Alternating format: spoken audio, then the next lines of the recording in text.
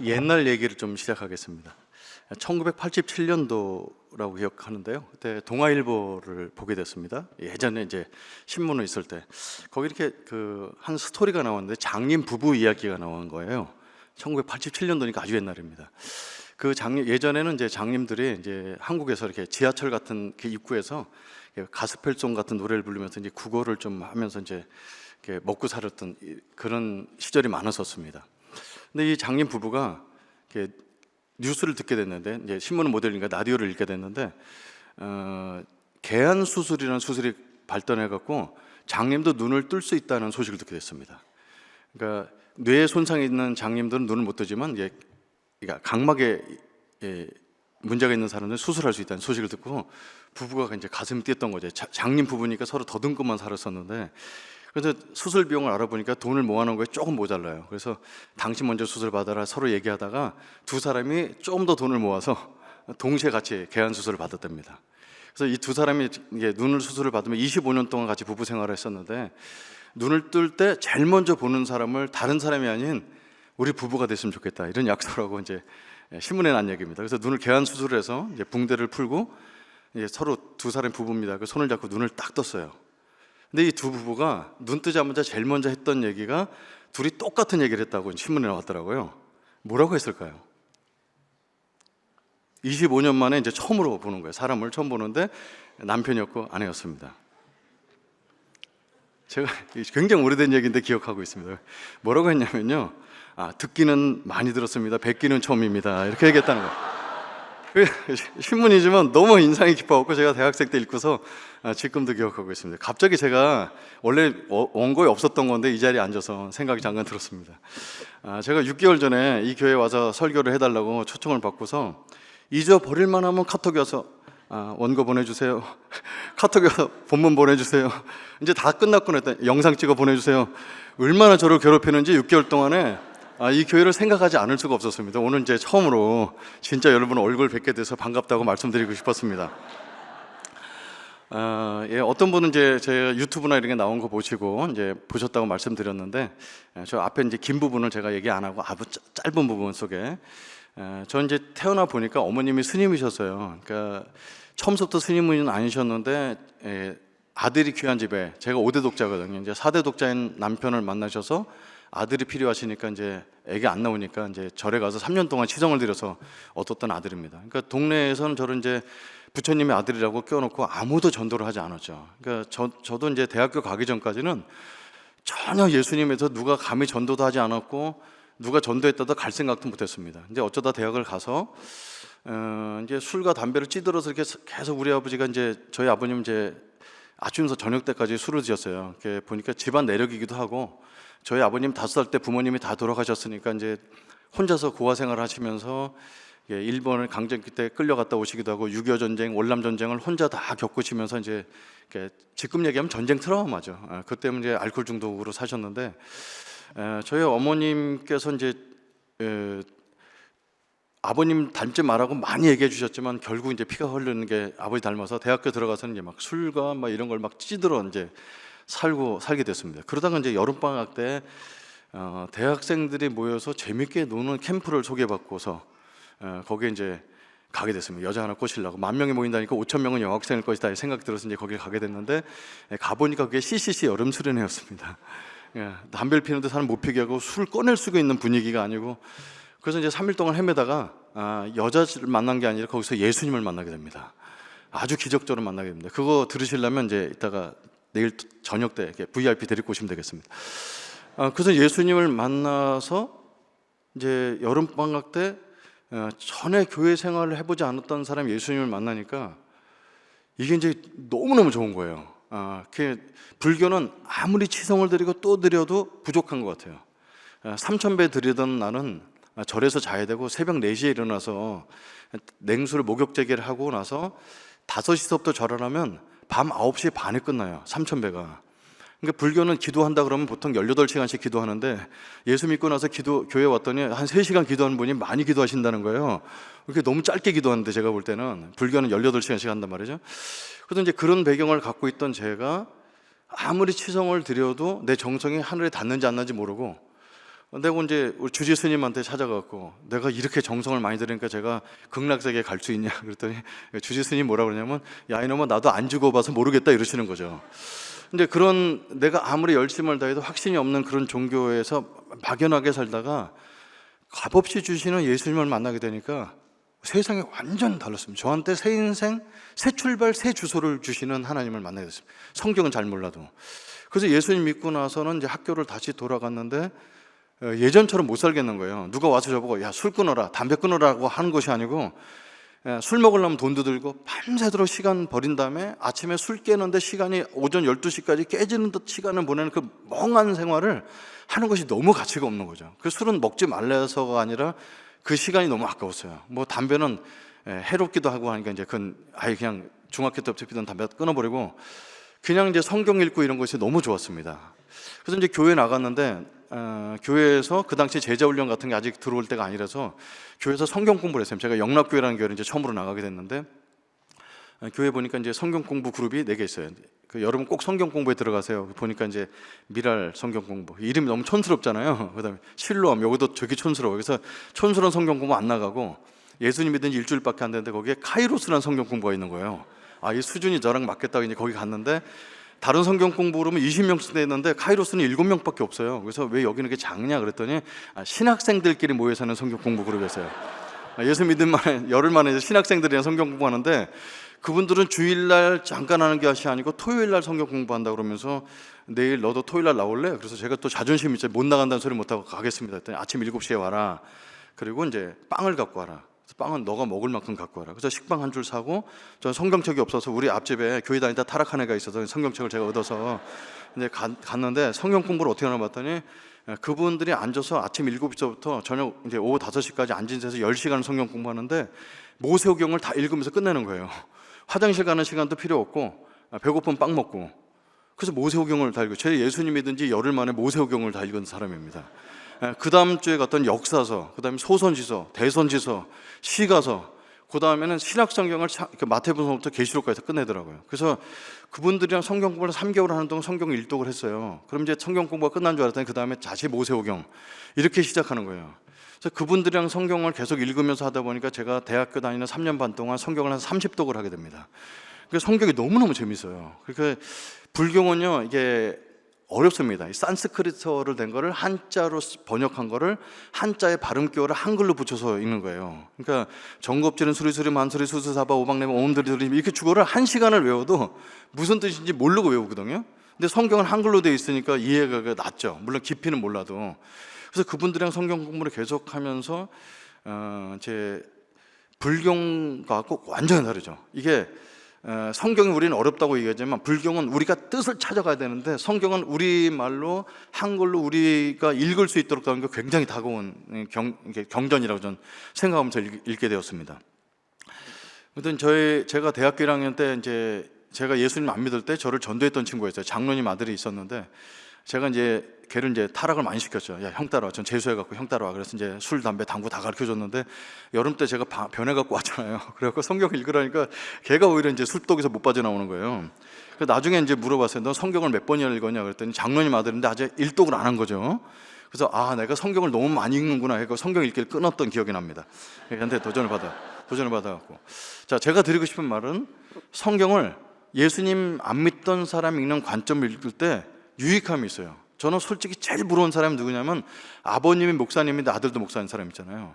그 목회 길이 쉽지 않은 건데 알면서 그 길을 간 사람은 진국이에요. 전 여지껏 목사 친구들도 많지만 이 친구는 조금 다르다. 보면 3대째 목사, 아버지가 목사 최소한. 그래서 받은 영성이 다르더라고요. 전 진짜 부러운 사람은 부모님이 기도해줘서 정말로 모태신앙으로 자랐던 사람이 부러운 거 있습니다.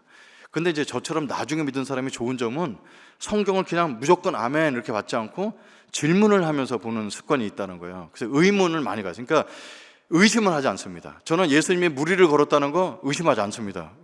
왜요? 날라도 다닐 수 있어요. 그분은요. 무리를 걸은 게 뭐가 어렵겠어요. 동정녀 마리아 탄생 그걸 왜 못 믿어요? 흙으로도 사람을 만드셨는데.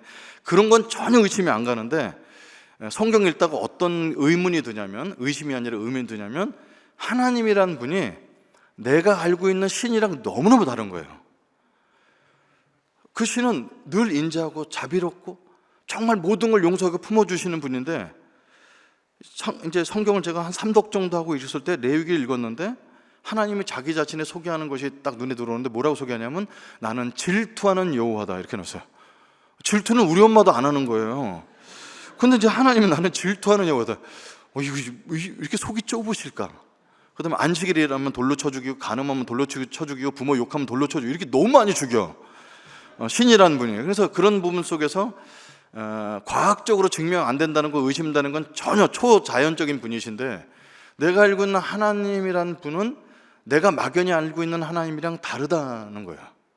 그냥 막연하게 사랑하고 용서하고 그냥 많이 베풀어주고 그냥 이렇게 막연한 신이 아니라 굉장히 구체적인 신인데, 죄도 정말 싫어하고 정의와 공의가 너무 뚜렷하시고, 그래서 호불호가 분명하신, 내가 알고 있는 그냥 모든 걸 품어주는 하나님과 조금 다르다, 이런 이미지를 갖고 다시 하나님에 대해서 생각하면서 성경을 읽게 됐어요.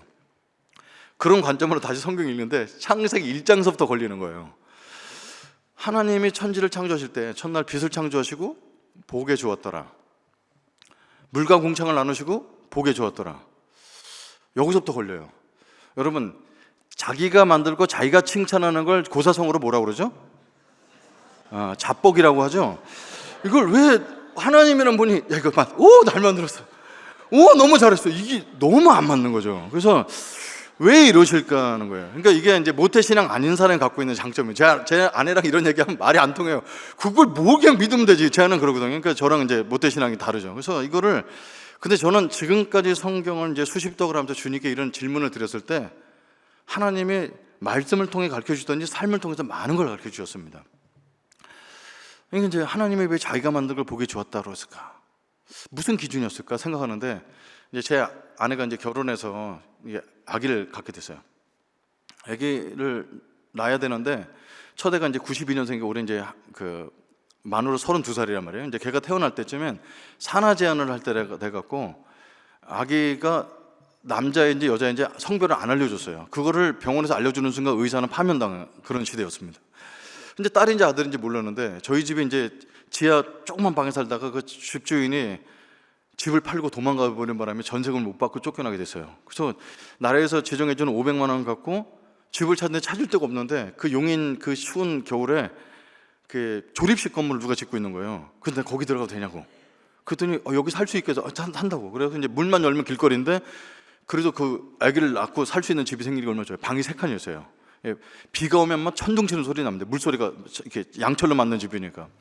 그렇지만 그 방 한 칸을 우리 아이를 위해서 꾸며줘야 되겠다 싶은데 딸인지 아들인지 알 수가 없잖아요. 그래서 그 방 한 칸을 위해서 도배도 하고, 그 다음에 이불도 갖다 해놓고, 그 다음에 모빌도 달아놓고, 방이 점점 그 아이가 태어날 방을 점점 꾸며지는데 보기 좋았어요.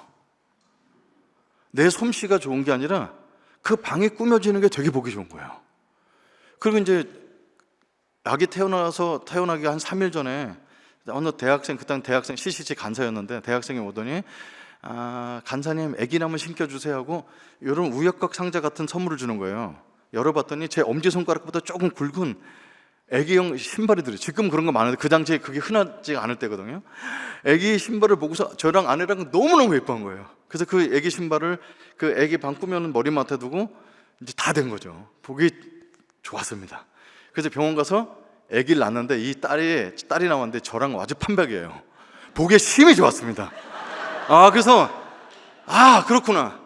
하나님이 천지를 창조하실 때 첫째 날 보기 좋았다, 조기 좋았다는 것은 그분이 만드신 게 너무 좋아서 스스로 감탄하신 것이 아니라, 개는 개처럼 돼지는 돼지처럼 소는 소처럼 창조하셨지만 사람은 하나님처럼 창조하셔서 이 모든 만물을 우리에게 주시려고 했던 그 꿈인 그 흑암과 혼동 속에 살았던 이 세상에 빛과 궁창으로 다 나눠지면서 사람이 살 수 있는 적합한 환경이 되는 걸 보고 보기 좋았다고 했다는 것을 깨닫게 되었습니다. 하나님은 이 땅에 이렇게 돌이 아름답고 꽃이 아름다운 것도 좋지만 결국은 자기 형상을 닮은 사람이 이것을 다스리며 살 수 있도록 에덴 동산을 꾸미면서 기쁨이 넘치셨던 거죠. 여러분, 그래서 에덴 동산이 블리스 가든, 기쁨의 동산이라는 뜻입니다.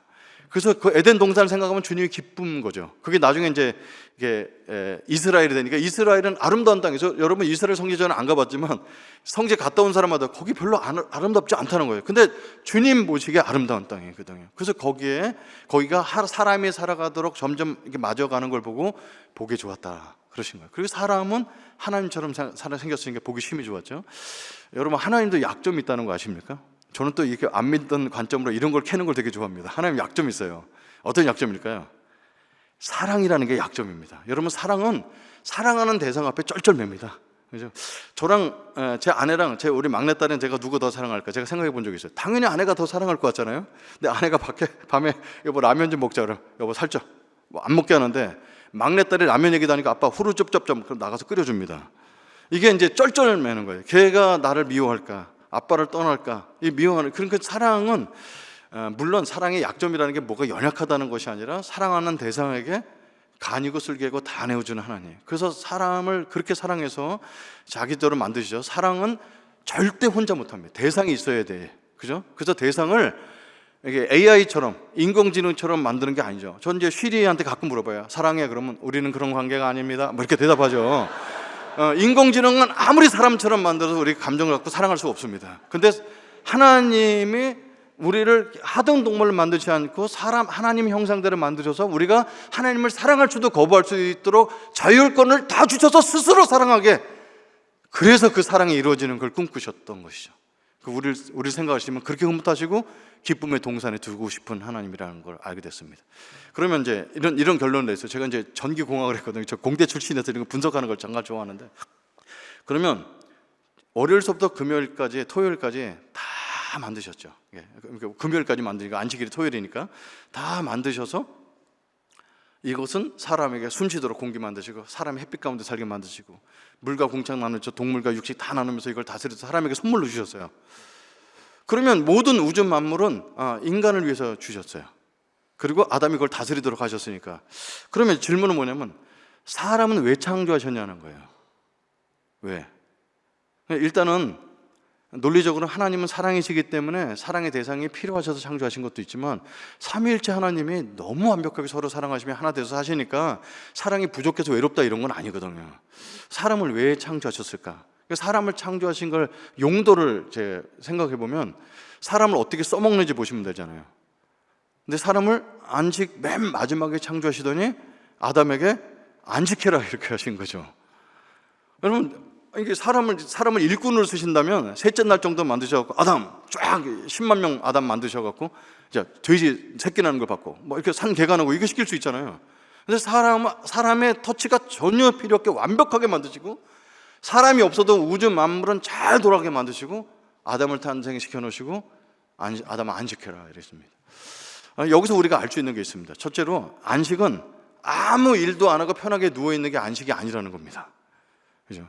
그러니까 피곤해 너무 일을 많이 했으니까 쉬는 게 안식은 아니라는. 그러려면 아담이 피곤한 가운데 쉬셔야 되는데, 안식일은 사람을 위해서 제정해 놓으시고 아담에게 아무 일도 안 한 상태에서 아담에게 안식을 명하셨다는 것은, 안식은 그냥 쉬는 관계가 아니라 원래 안식의 오리지널 개념은 뭐냐면 하나님은 나의 주인이시고 나는 그의 피조물입니다. 이 자다크의 관계, 하나님이 주인이시고 내가 아무리 탁월해도 하나님 아래에 있습니다. 하나님은 나의 창조주십니다. 이 관계가 되어 있는 것이 안식이라는 겁니다. 그래서 사실상 주일날 어떨 때 가끔 보면 어떤 집사님이 교회 다닌 지 10년 되셨는데 이분이 10년 만에 안수 집사님이 되신 거예요. 큰 교회인데. 근데 저한테 살짝 오시더니, 목사님, 저는 어느 날 직장 생활하는 게 너무 힘들어서 어느 날 이제 버스 정류장에 서 있었는데 이런 문구가 보였다는 거예요. 수고하고 무거운 짐자들아 다 내게로 오라. 내가 너희를 편히 쉬게 하리라. 교회 가면 쉴 수 있구나. 왔는데 이거 웬걸 새벽서부터 저녁 때까지 웬 놈의 짐을 이렇게 많이 주시는지 너무 힘들다는 거지. 그래서 집사님, 안식이란 개념이 아무것도 안 하고 누워있다는 뜻이 아니고 하나님이 나의 주인이라서 내가 미래에 걱정, 근심을 다 내려놓을 수 있고, 그분이 나의 아버지면 나의 필요를 다 하시고 최선의 것으로 베풀으시는 그 안심, 그리고 이 세상에 살면 아무리 그래도 100년, 길어야 120년인데 끝난 다음에 영원히 내가 먹고 마시고 할 걱정 없이 평안한 가운데 주님의 의미 있는 삶을 살 수 있는 걸 마련해 놓으셨다는 그것이 우리의 깊은 안식을 주는 의미지 일을 안 하는 뜻은 아닙니다. 이렇게 이제 설명드린 적이 있습니다. 안식은 아담에게 그렇게 아무것도 일을 안 하는 것이 아니라 주님을 인식하도록 한 거죠. 그럼 아담에게도 안식일 날 시킨 일이 있습니다. 무슨 일을 시키셨어요? 동물들의 이름을 짓는 걸 시키셨어요. 그 성경에서 이름은 굉장히 중요한 의미입니다. 하나님께서는 아담과 하와 두 사람 이름만 지으셨고요, 모든 것은 아담이 다 짓도록 하셨습니다. 큰 광명, 작은 광명, 그것도 해달별도 아담이 지었습니다. 원래 이름은 누가 줘야 되냐면 창조주가 짓는 게 맞습니다. 원래 벨이라는 게 있죠. 벨은 누가 발명했나요? 벨이라는 사람이 발명해서 자기 이름 붙여놓은 거예요. 그러니까 창조주가 갖고 있는 영광이 있거든요. 그 영광을 본인이 하셔야 되는데 아담에게 다 주시면서 다스리도록 하는 거예요. 그래서 예전에는 저의 상상력입니다만 아담의 사자를 채찍으로 다스린 게 아니라 사자 이렇게 이름 붙이는 순간 순종하는 겁니다. 공룡, 코끼리 다 이름 붙이는 순간 순종하는데 그 아담이 그 권세를 갖고 있다가 선악과를 먹음으로써 권세를 잊어버리죠. 지금 사자한테 잡혀 먹힙니다. 그죠? 그래서 하나님께서 첫 번째 아담이 실패한 걸 둘째 아담이 예수 그리스도 이름, 그 예수 그리스도 이름 앞에 온 천하 만민이 다 무릎 꿇게 만드시는 것이 선교입니다. 그래서 이름은 그렇게 굉장히 중요한 거죠. 자, 근데 여러분 이름 지어보셨나요? 이름 짓는 게 쉽지가 않죠. 저는 인생에 아주 의미 있는 이름 4개를 지었습니다. 우리 애들 3명 이름과 교회 이름을 지었는데요.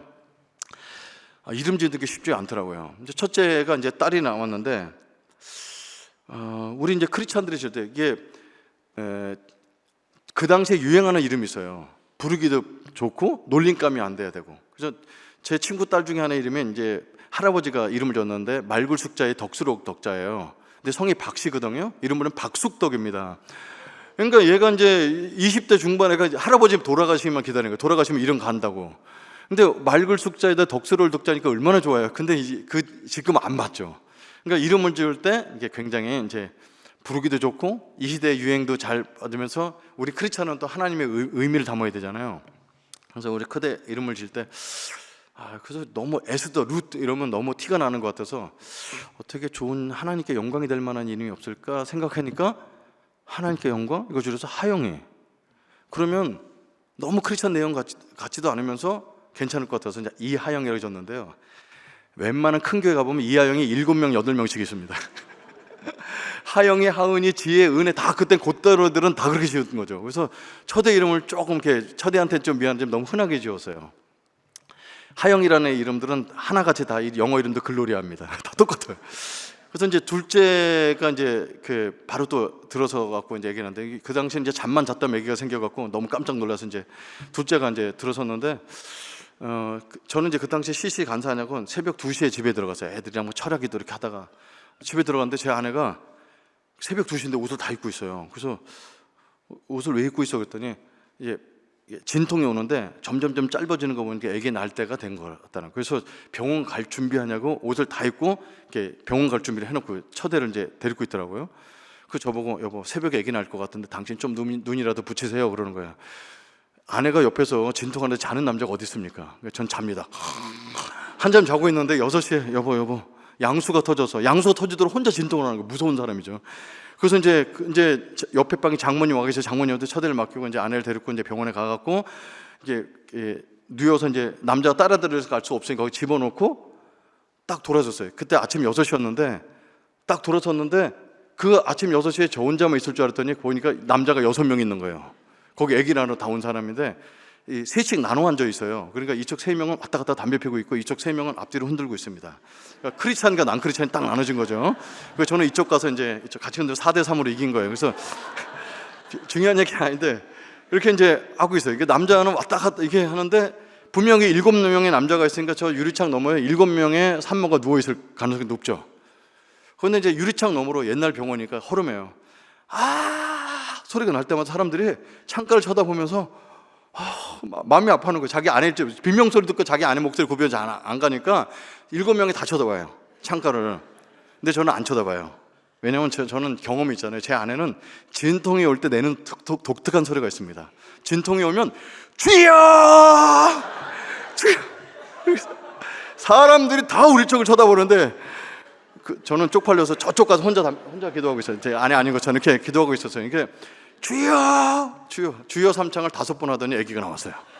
제일 늦게 들어가는데 나온 거예요. 그래서 간호사가 나오더니 혹시 민선미 보호자님이 접니다. 그랬더니 축하합니다. 아드님 나셨어요. 그러니까 사람들이 그 주여 아줌마 아니냐고 그렇다고 축하한다고 다들 얘기해 줬어요. 근데 이제 문제는 아들을 낳았는데 6대 독자를 낳았는데 이름 뭐라고 짓지? 주영이 그럼 너무 흔한 것 같아갖고 하나님이 좋은 이름을 주세요 하는데 아침 기도라는 단어가 떠올랐어요. 아침에 기도를 시켰잖아요. 여러분 젊었을 때는 새벽 기도가 어렵고 철학 기도가 쉽죠. 그래서 아빠를 아침에 깨워서 기도하나 해요. 그 아침 기도 너무 신선하잖아요. 그래서 아침 기도를 줄여서 아기.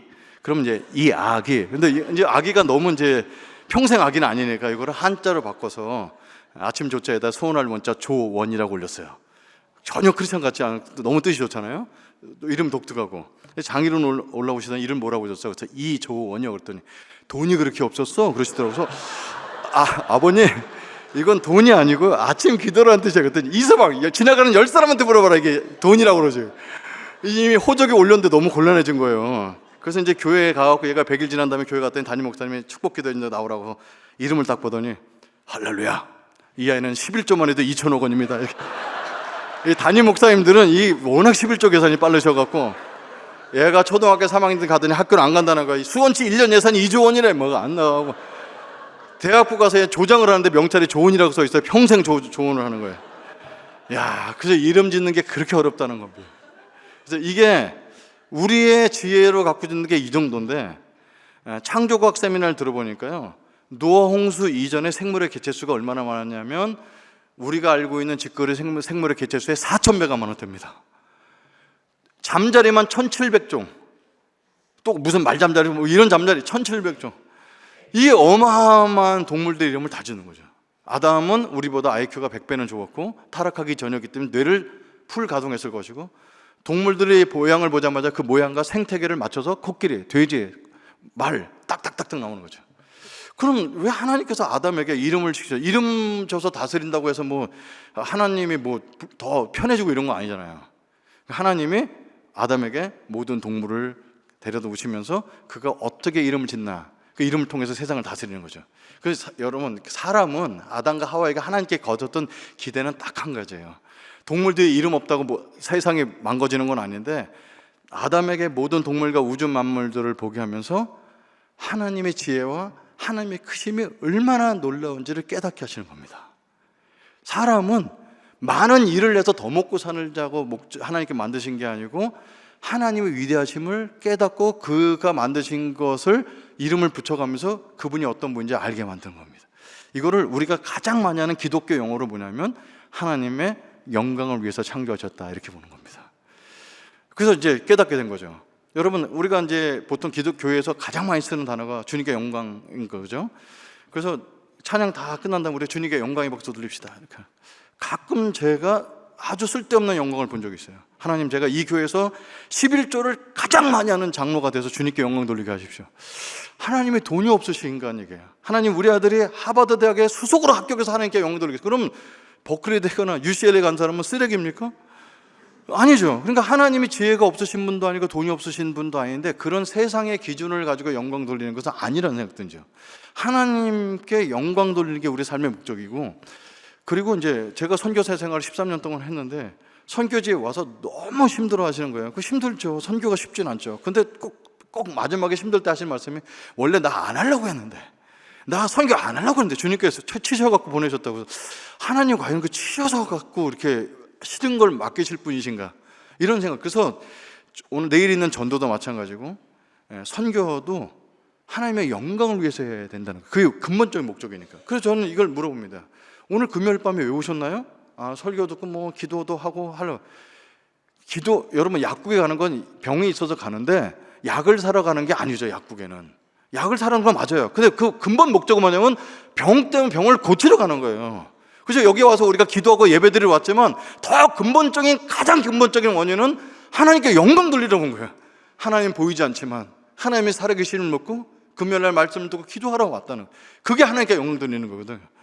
저도 이제 조 목사님께서 그렇게 저를 막 일주일 동안 뭐 보내달라 계속 하시면 저를 그렇게 여기를 오길 원하는 것도 보면은 이런 거 있잖아요. 내가 이 교회에 정말 잘 알고 오시도록 하는 그 배려가 있어서 너무 저는 정말 잘 준비하셨구나 이런 생각 드는데, 저는 여기 왜 옵니까? 우리 교회 주일날 빼먹고 여길 왜 옵니까? 미국 실리콘밸리 한번 구경 한번 삼아오는 걸까요? 아니죠. 계속 깊이를 따져보면 금요일날 저녁 때 설교도 하고 토요일날도 복음 전거하지만 결국은 그 맨 바닥에 하나님의 영광을 위해서 한다는 거죠. 그게 우리의 가장 큰 목적이 됩니다.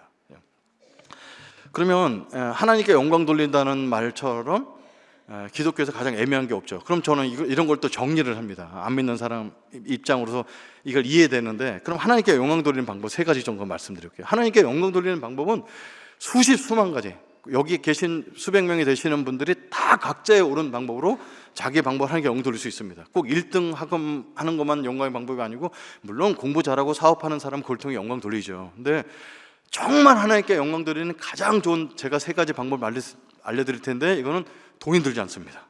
누구나 할 수 있습니다. 그리고 하나님이 가장 큰 영광을 받으십니다.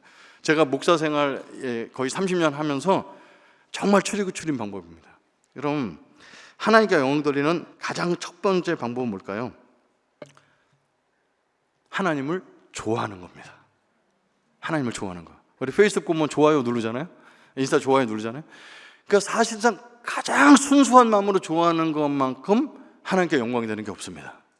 그러니까 우리가 이제 손주나 이렇게 애들 태어나면 애들한테, 우리 교회 이제 다 청년들인데 애기가 태어나면요, 제가 이제 그 부모님도 알거든요. 프로필 사진을 들어가 보면 다 온 집안이 그 아이 사진입니다. 그 아이가 뭘 제공해 주는 게 있다? 아무것도 안 주거든요. 근데 그 아이를 그냥 단순하게 다 좋아하는 거예요. 그러니까 하나님 왜 좋냐면 하나님이니까 좋은 거죠. 기도 응답을 해주시고 나한테 축복을 주시고 내가 이렇게 했더니 우리 애들이 좋은 데 가고 사업이 터서 좋아하는 것이 아니라, 그런 거 안 해주시더라도 하나님이시기 때문에 좋아하는 거예요. 그러면 하나님의 큰 영광 받으시는 거죠.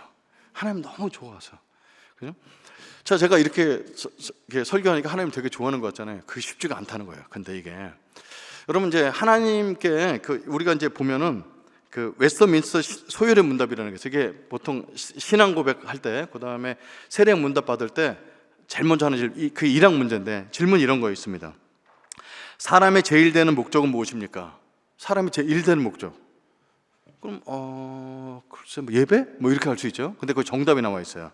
사람의 제일 되는 목적은 하나님을 영화롭게 하는 것과 영원토록 그를 즐거워하는 것이다, 이렇게 나와 있습니다.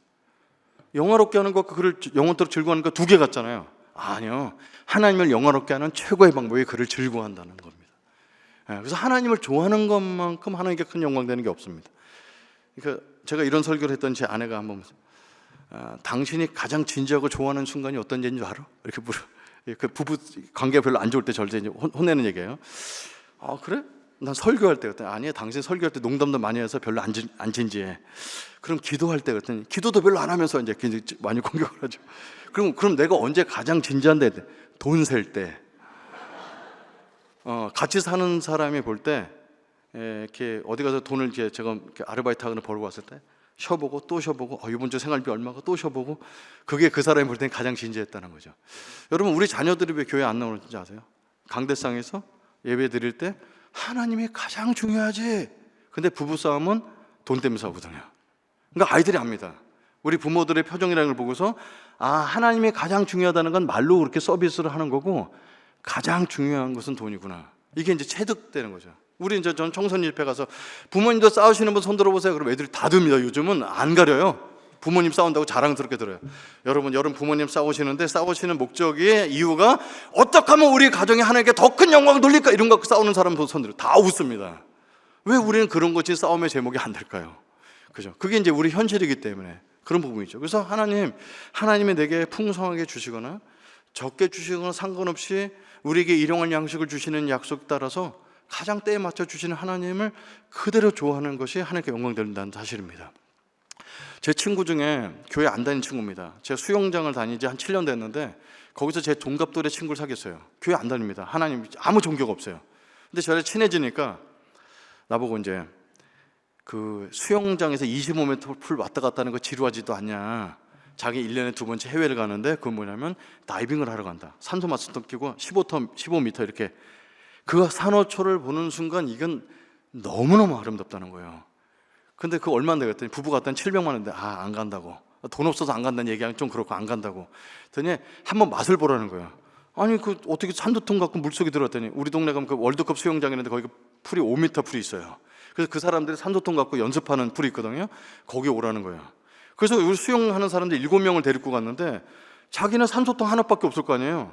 근데 그 BMW 조그만 자가용에 모든 동호회 돌아다니면서 7세트를 빌려와갖고 7명한테 다 가르쳐서 이거 뭐 떴다 갈았다 하는 게 500m에서 하는 거예요. 여러분, 그거 취미 생활을 그렇게 빌려서 하기 어렵거든요. 그걸 쭉 해주고 자기가 커피까지 다 쏘면서 내가 이걸 너무 좋아해서 하는 이유가 있다는 거예요. 그래서 어떻게 하냐 했더니 자기가 이제 저쪽에 세부에 가갖고 자기를 가르쳐준 코치랑 같이 15m 풀에 들어갔는데 쭉 산호철 보고 가다가 깎아들인 절벽인데 거긴 깜깜해 지옥의 문 같아 보이는데 거기를 쑥 지나가더니 코치가 깜깜한 데로 들어오라고, 무서워서 못 갔대요. 그래서 계속 들어오라서 용기를 내서 절벽을 딱 넘어가는 순간 온몸에서 털이 쫙 곤두서면서 이 짜릿함이 올라오는데 그걸 물뽕이라고 한답니다. 그걸 한번 딱 맞는 순간 쫙 소름 끼치는데, 그걸 저한테 얘기하는데 10여 년 전 체험인데 털 쓰는 거 보라고. 그 짜릿함 때문에 한다는 거예요. 그리고 나서는 7명, 8명을 거기 끌어들이려고. 하나도 안 피곤하게 그 얘기를 하는 그 눈빛이 내가 예수님 만났다고 간증하는 것보다 훨씬 강력했습니다. 훨씬 강력했어요. 그러니까 이 사람은 그 피곤하게 7명 걸 빌려와갖고 우리한테 다 교육시켜주고 다음에 또 교육시키면 하나도 안 피곤하대. 너무 좋아서. 야, 저 다이빙 하는 것이 하나님께 영광되는 일이라고 우리가 생각한다면 저 정도 기쁨이 넘쳐야 되지 않겠나. 그래서 우리가 이제 이렇게 너무 기쁘게 교회 봉사를 시작하는데 하다 보면 힘이 들죠. 그러면 딱 Be strong in Christ, 예수 그리스도 안에서 은혜 속에 강해야지만 이것이 기쁨으로 감당할 수 있다는 거죠.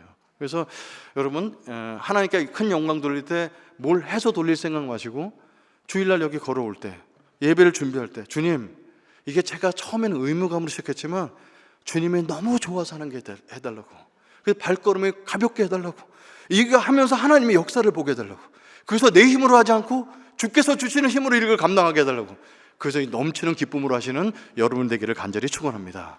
그래서 가장 첫 번째 주님께 영광 돌리는 가장 쉬운 방법은 하나님을 좋아하는 것입니다.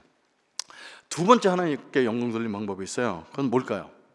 하나님을 알아가는 겁니다. 알아가는 거요. 저는 이제 대학생들과 성경 공부를 하다가 좋은 축복받은 게 뭐냐면요, 저는 이제 공대생이라서 사회를 잘 모르는데 노인복지학과 학생이라 성경 공부하다 보면 노인복지학 강의를 들어요. 너가 배운 거. 그럼 엑기스를 막 설명해주고 이렇게 하죠. 근데 오늘은 이제 의과대 학생이랑 공부를 했는데 얘는 이제 외과 의사예요. 근데 의대 다니는 애들이 우리 한국에서는 진짜 공부 제일 잘하는 애들 의대를 가는데, 근데 얘 공부는 잘하는데 애가 더러워요. 비듬이 뚝뚝 떨어지고 손톱에 때가 껴갖고 얘한테 수술 받으면 감염돼서 죽을 것 같은 거예요. 그래서 야, 넌 여자친구도 이제 좀 씻고 다녀. 그랬더니 에이, 괜찮아요. 막 너무 더러운 거예요. 그래서 얘는 어떻게 해야 돼서 그러지? 그런데 어느 날 깨끗해져 왔어요. 손톱 다 깎고. 오, 웬일이야, 여자 선생 생겼냐? 그랬더니 아니요. 그 누가 더럽다고 얘기했어? 아니요. 근데 왜 이렇게 깨끗하게 됐어? 그랬더니 제가 2학기가 돼서 세균학 강의를 듣게 됐어요. 그 손톱 밑과 손이 얼마나 더러운지 알게 된 거예요. 그래서 얘가 이제 다 깎고, PC방 가면 자판인데 그 자판에 껍데기를 들어내서 닦고 너무 깨끗해져갖고 이제 엄마한테 행주 삶아야 된다, 이게 전도를 안 하고 세균학 강의하고 다니는 거예요. 더럽다고. 그리고 교회 가기 제일 싫다는 거예요. 손을 다 소독하고 갔는데 옆에서 율동시키려고 옆에서 손잡고 할렐루야 쫙 하면 세균 150종류가 튀는 게 상상이 돼서 너무 싫다. 애가 너무 웃기죠. 그래서 깨끗해졌더라고요. 그래서 성경 공부를 하는데 애가 3개월 지나서 다시 더러워졌어요. 그래서 야, 너 세균학 배운 거 잊어버렸는데 이렇게 다시 더러워졌냐 그랬더니 최근에 이런 일이 있었어요. 그래서 3학년 선배들이랑 같이 실험을 했는데 실험실에 끝나고 나와서 얘는 이제 손 씻는 거죠. 막 하고, 이게 20년 전 얘기입니다. 코로나 같은 거 있기도 전 얘기예요. 닦고 이렇게 먹는데 선배들이 그냥 밥을 먹더래요. 그래서 1학년이 이제 3학년 선배들한테 선배님들, 세균학 배운, 손 더러운 거 잊어버리셔서 세균이 얼마나 많은데요. 그래서 3학년들이 너 세균학 배웠지? 너 3학년 되면 면역학을 배워. 얘가 거기서 충격을 먹은 거죠. 내가 그동안 더러웠어도 병이 안 걸린 게 면역학 때문에 그랬구나 하는 거죠. 그리고 다시 더러워졌어요. 근데 제가 이제 얘랑 얘기를 듣다가 하나 기가 막힌 아이디어 떠오른 게 이런 거거든요. 우리가 이렇게 살다가 더 높은 지식이 생기면 그 전 지식이 깨져버리는 거예요. 근데 내가 이 정도 배웠어. 근데 더 높은 지식이 오면 이 지식이 깨집니다. 박살이 나는 거예요.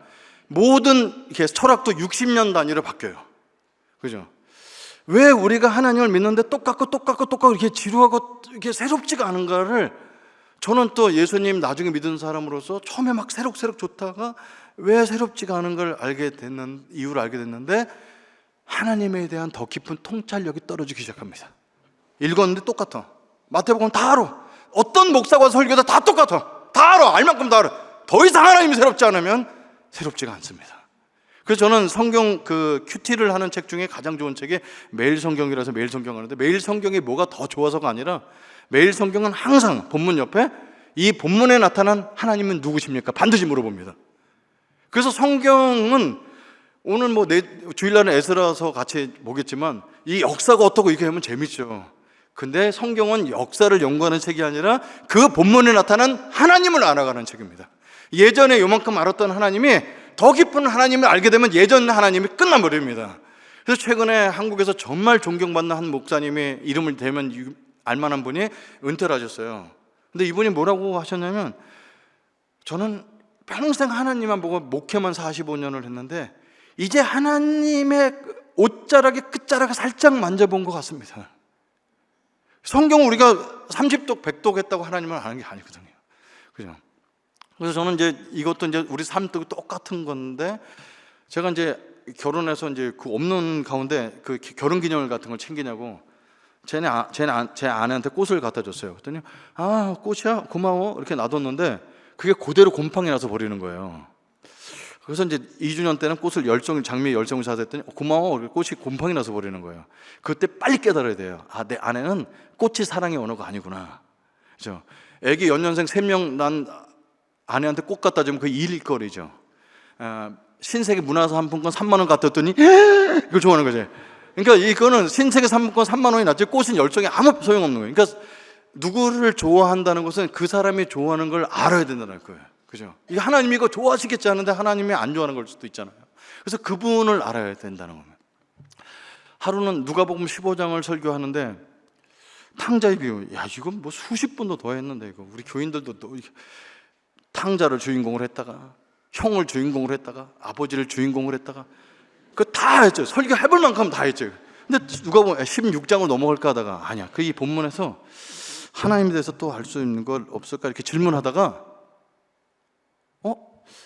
이 집에는 왜 엄마가 없지? 이런 엉뚱한 생각이 들었어요. 여러분, 그 엉뚱한 생각이 많은 걸 깨닫게 해줍니다. 여러분, 제가 질문 드릴게요. 자식이 가출을 했어요. 엄마가 기다릴까요? 아빠가 기다릴까요? 대답하면서 엄마가 기다려요? 아빠가 기다려요? 둘 다 기다리죠. 엄마는 따뜻한 밥 차려놓고 기다리고 아빠는 몽둥이 깎아놓고 기다리고, 기다리는 태도는 다른데 두 분 다 기다리는 거 맞습니다. 근데 이제 아빠가 기다리죠. 날마다 맡겨도 기다려. 아들이 무슨 짓 하는지 다 소식 듣고 있어요. 그 돈을 갖다가 사업하다 망한 것도 아니고 창기어 쓰면서 바닥까지 간 거 다 알아요. 그걸 데리고 올 수 있는데 끝까지 기다려요. 아들이 오니까 나가서 아버지가 할 수 있는 것을 해주고 반지에 가락지를 껴주고 그의 명예와 모든 걸 다 회복시켜 주십니다. 아버지 역할 끝났는데 따뜻한 밥을 차려놓은 정도가 아니라 온 잔치를 베풀어서 엄마의 마음으로 베풀어 주시죠. 거기서 내가 딱 깨달아져. 우리 하나님 아버지는 완벽한 무성애와 완벽한 모성애를 다 갖고 계신 분이라는 거예요. 여러분, 천국 가서 하나님 엄마 찾을 필요 전혀 없습니다. 우리 하나님은 아버지만과 엄마 마음을 다 갖고 계신 거죠. 저한테 그게 왜 이렇게 은혜가 되냐면, 저는 평생 아버지가 술만 드시다가 가정을 너무너무 사랑하셔서 가정을 하나 더 갖고 계셨어요. 그러니까 우리 집에도 안 나고 딴 여자랑 살다 돌아가신 아버지가 너무 미웠죠.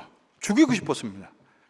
근데 예수님 믿었더니 하나님을 아버지라 부르라는 거예요. 그게 너무 싫었어요. 그래서 제가 이제 우리 가르쳐준 분한테 하나님 엄마라 부르면 안 되냐고 했더니 하나님 아버지라 부르는 거예요. 근데 싫죠. 기도가 되게 어려웠어요. 근데 우리 하나님 아버지는 아버지의 부성애 모성애를 다. 그래서 이거를 내가 너무 은혜 받아 설교를 했어요, 교회에서. 그랬더니 한 집사님이 갔거든. 아이패드 갖고. 목사님 이 그림 보셨어요? 그게 뭔데? 그랬더니 렘브란트가 그린 돌아가는 탕자 그림 있는데, 그 탕자가 다 신발 다 떨어진 채 무릎 꿇고 있죠. 아버지가 껴안고 있는데 오른손은 남자의 손이고 왼손은 여자의 손인 거야. 렘브란트는 알았던 거지. 모성애 부성애를 다 껴안고 있는 모습으로.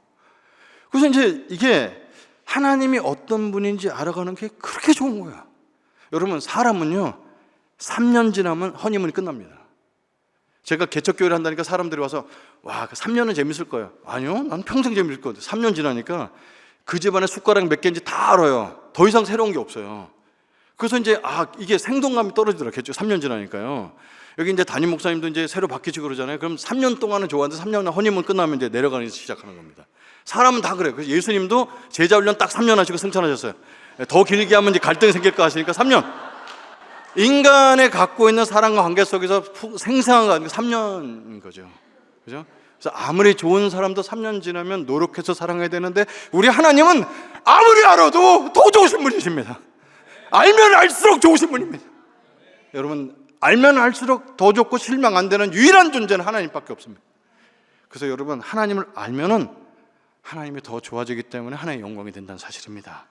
그래서 두 번째는 하나님을 더 알아가는 것이 영광이 된다. 그래서 성경 공부를 하는 게 뭐 집사가 장로가 되고 장로가 뭐 되는 과정 속에 있는 것이 아니라 나의 영적인 양식을 위해서 내가 평생 쫓아갈 그분이 어떻게 얼마나 깊은지, 얼마나 높으신지, 얼마나 넓으신지 알아가는 과정이 성경 공부다, 이렇게 말씀드리겠습니다. 한 가지만 더 말씀드리겠습니다.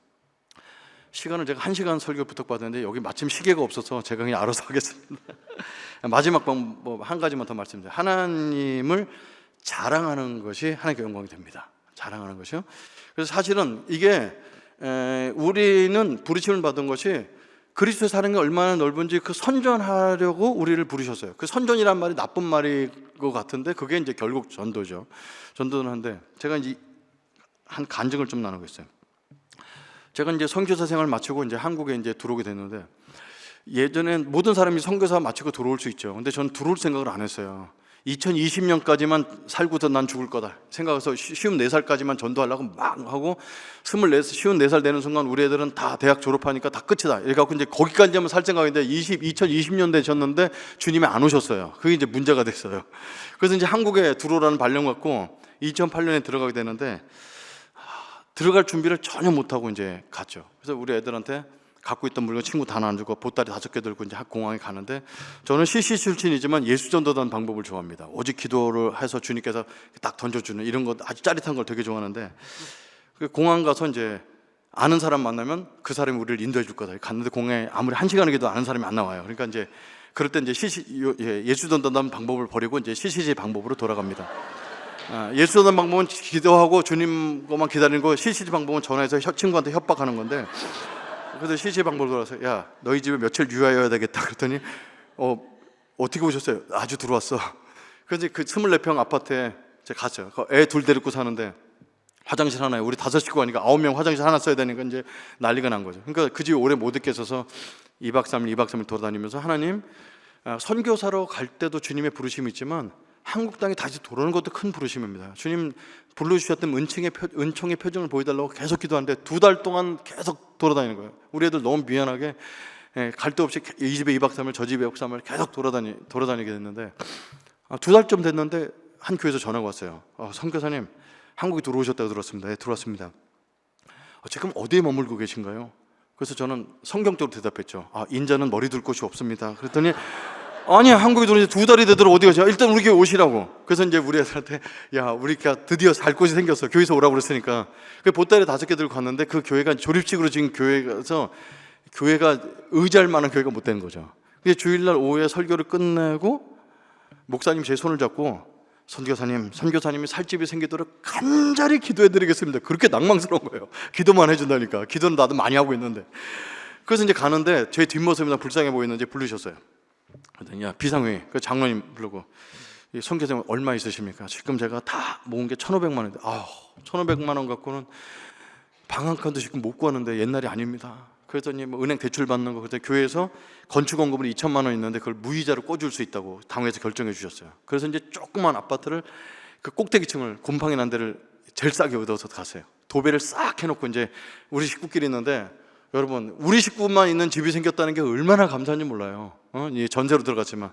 그래서 이제 남자는 하나만 있고 여자는 2개만 있고 있는 거예요. 우리 가족끼리 있으니까.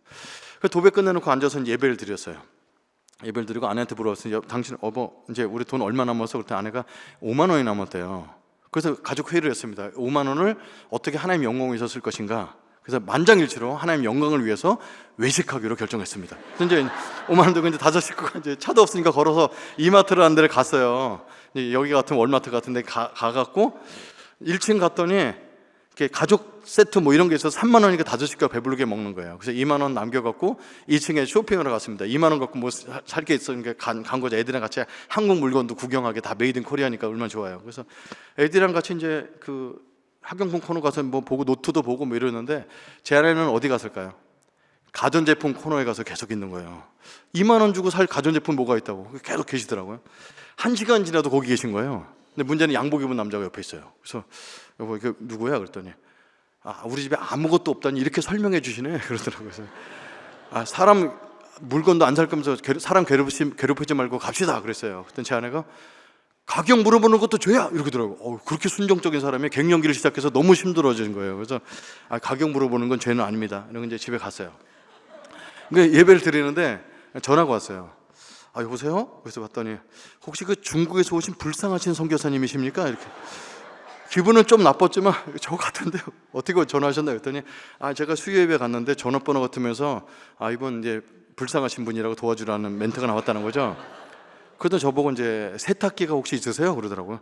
세탁기가 어디 있어요? 그래서 없습니다. 그랬더니 너무너무 잘 됐습니다. 제가 우리 집에 드럼 세탁기를 바꾼 지 얼마 안 됐는데 친구가 모델하우스 구경 가는데 그냥 앉아만 있어 달라고 그냥 자리 찾아 앉았는데 거기 온 사람이 설명회 끝나더니 추첨을 뽑는 거죠.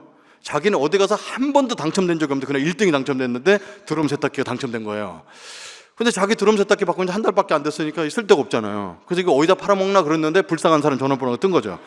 그래서 그럼 주소 보내주시면은 거기를 배송하겠습니다. 그래갖고 이제 그 다음날 모든 약속을 취소하고 이제 주소를 보내고 세탁기 기다렸어요. 그랬더니 오후 2시 정도에 세탁기가 왔어요. 이제 박스를 딱 뜯어서 딱 열었는데 세탁기 보는데 막 눈물이 콱콱 나오는 거예요. 왜 그런지 아세요? 저랑 제 아내랑 신앙 색깔이 굉장히 다릅니다. 저는 좀 이성적이고 제 아내는 4대째 믿는 집안에 약간 기복신앙 같은 게 있어요. 근데 필요한 물건이 있으면 이렇게 가서 만지면서 기도하고 달라고 이런 좀 아주 이상한 습관의 기도를 갖고 있는 아주 시골틱한 그런 기도. 그러니까 가전제품 코너 가서 만지고 그 꼴 보기 싫어 저는 안 갔거든요. 근데 우리 형편에도 맞지 않는 그 드럼 세탁기를 만지고 하는 그거를 저는 무시를 했는데 하나님 보고 계셨고 색깔까지 똑같은 걸 보내오신 거예요. 그래서 이게 막 눈물이 막 나더라고요. 큰딸이 와서 아빠 세탁기 보고 왜 울어? 처음 봐. 그래. 다 나와. 그래서 안수기도 해서 지금까지 잘 쓰고. 그러고 나서 이제 밤에 또 예배 드리고 있는데 이제 띵동하고 손님이 왔어요. 그 당시에 손님이 오면 무조건 열어드려야 되는데 그분은 이제 문도 못 열게 하시는 거예요. 그랬더니 왜? 그랬더니 제가 CC 출신인데 CC 선교사님이 어렵다고 해서 봉투를 준비해 왔습니다. 돈을 막 내미는데 여러분 모르는 사람이 주는 돈은 받으면 안 됩니다. 근데 손이 가는 거 어떻게 해요? 그렇게 막 은혜스러워. 왜냐 두꺼워요. 그래서 이름이 어떻게 되시냐고 뭐뭐 집사라고. 알겠습니다. 가서 제 인생 가장 진지한 순간 10,000원짜리가 70장이 들었어요. 70만 원. 그래서 이제 봉투에 담았는데 봉투 뒷면에 뭐라고 썼는지 아세요? 저희 감동에 왔는데 꼭 냉장고 사는 데 쓰세요. 이렇게 써 있어요. 여러분 선교사님한테 그냥 줘야지 지정하면 굉장히 골치 아파져요. 그래서 여보 냉장고 사러 가야 된다 그랬더니 제 아내는 세상 물정을 뛰어넘어서 사시는 분이거든요. 얼마 들었는데 70만 원 했더니 아니야 내가 돈 더 들어올 거야. 왜? 그랬더니 그날 내가 만지고 기도한 건 문 주짝들의 디오스 냉장고 150만 원짜리. 여보 우리 형편을 둘 데도 없어. 나 그거 기도했다고 그러는 거지. 그래서 70만 원 냉장고 한 짝짜리밖에 못 사는데 근데 아들이 아빠 싸우지 마시고 한국에 인터넷이 싸대요. 그래? 그래서 인터넷 쇼핑을 이제 처음 해본 거 2008년도에 노트북을 켜서 딱 했는데 제 아내가 꼼꼼하게 적은 냉장고 그 시리얼 번호를 딱 쳤는데요. G마켓이라는 데 팝업창이 딱 열리는데 당일 특가 그 냉장고가 70만 7천 원이에요. 성령께서 말씀하시더라고. 너도 양심 있으면 7천 원은 내라. 이런 음성을 들려.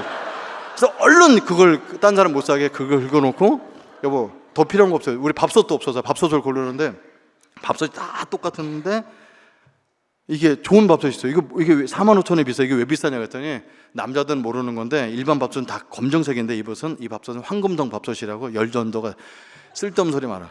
그냥 밥솥 우리 밥을 없어서 못 먹지 황금동 밥솥 필요 없어요. 45,000원 싼 걸 결제했어요. 5분 있다 띵동 손님이었어요. 그 당시엔 띵동은 다 천사야. 무조건 열어드려야 돼요. 딱 열었는데 얼굴 처음 보시는 머리가 하얗신 권사님이시 은퇴 권사님이 혹시 여기 선교사님 댁인가요? 이렇게 왔는데 어떻게 오셨어요? 그랬더니 우리 집에 경품 받아서 한 번도 안 썼는데 쓸지 않을 것 같아서 갖고 왔어요. 쓱 내미는데 황금동 밥솥이었어요.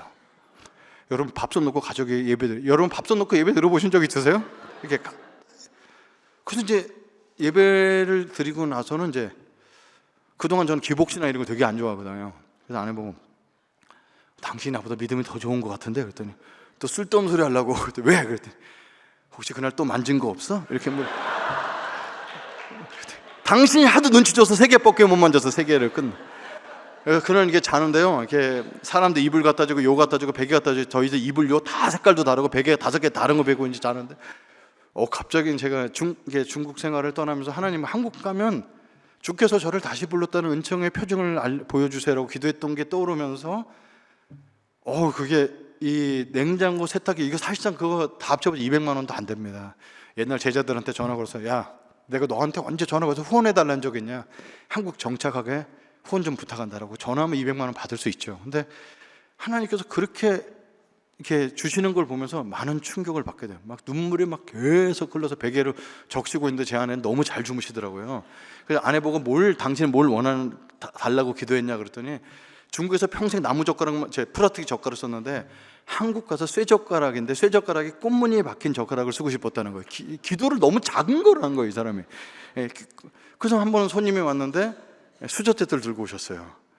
근데 저희가 드리기 좀 부끄러워요. 그래서 왜 그랬더니 10개가 한 세트인데 한 세트 우리가 써갖고 하나가 2가 빠졌는데 그래서 5 식구니까 9개는 쓸 수 있을 것 갖고 오셨어요 하고 수저 세트를 딱 받았는데 꽃이 그냥 쾅쾅쾅쾅 박혀놨대요. 근데 그 꽃 수저 색깔을 봤더니 그 눈물을 흘리시더라고요. 그러니까 여러분 이 삶은 맨날 그런 게 아닙니다. 광야 생활을 할 때 만나를 내려주신 체험이죠. 지금도 그렇게 안 삽니다. 지금은 가난 생활하기 때문에 제가 강에서 살고 어떻게든 살죠. 그러니까 이게 광야 생활하고 다르거든요. 제가 어느 신학교 가서 이 간증을 했어요. 신학교 가서 강의를 하는데 신학생들이 너무 딱딱하게 들으니까 제가 10분 정도 남아서 이렇게 제 간증 최근에 한국 선교사 끝나고 들어서 간증했어요. 그때 사람들이 너무 반짝반짝 듣는 거예요. 그러더니 제 페이스북에 한 여자 전도사님 글을 올려놨어요. 선교사님 강의도 좋았지만 뒤에 간증이 너무너무 좋았습니다. 근데 집에 들어갔는데 유리창도 없는 지하 방에 사는데 너무 더워갖고 갑자기 선교사님 간증이 떠올라서 저 이마트 가서 선풍기를 하나 만지고 기도하고 들어왔는데 1시간 뒤에 어떤 집사님이 그 선풍기를 사갖고 오셨습니다. 할렐루야 이렇게 적었는데 댓글들이 뭐냐면 저는 내일 용산에 카메라 만지러 갑니다. 여러분 만지는 대로 주시지 않습니다. 여러분 그러면 내가 원하는 잠이 어깨 안 보시면 부인되고 이렇게 전혀 그렇지 않습니다. 그러니까 아주 이 하나님만 의지할 수밖에 없는 그런 광야 생활할 때가 있어요. 여러분 솔직히 선교사면 이런 게 아니잖아요. 이 땅에 외국 땅에 살 때 만나봤어요. 처음에 이 땅에 뿌리 내리면서 살았던 언어와 문화를 뛰어넘으면서 막막했던 그 수많은 그 광야 생활을 지날 때마다 다 은혜 내려주셨죠. 그래서 사실상 하나님을 자랑하는 것은 우리 아들이 공부 좀 했는데 이번엔 버클리 수석으로 갔어, 이런 건 하나님 자랑이 안 됩니다. 사실상 교회에서 자랑은 어려운 걸 간증해야 됩니다. 어려운 걸 나눠야지 서로 격려가 됩니다. 그리고 하나님은 이렇게 광야 생활할 때 주셨던 하나님이 얼마나 놀라십니까? 일상에서 우리가 이런 기적 없이도 일상이 기적처럼 살아가는 것이 얼마나 하나님의 은혜가 놀라운지도 간증을 해야 됩니다. 그래서 여러분 하나님께 영광 드리는 방법 3가지, 돈 전혀 들지 않습니다. 하나님을 그냥 좋아하세요. 그래서 좋아서 이 일들을 감당하시고 그리고 하나님을 더 알아가시고 그리고 하나님을 자랑하시는 저와 여러분 되기를 간절히 축원합니다. 하나님 아버지 감사합니다. 우리들의 삶의 목적이 먹든지 마시든지 전도를 하든지 선교를 하든지 주님의 영광을 위해서 하는 것을 나누게 되었습니다. 주님, 우리가 할 수 있는 한 정말 모든 목적이 주님께 영광이 되게 해주시고 실족하지 않게 해주시고 주님의 영광으로 이 교회를 가득 채워주시고 우리 삶도 당신의 영광의 빛으로 가득 채워주옵소서. 예수님의 이름으로 기도드렸습니다.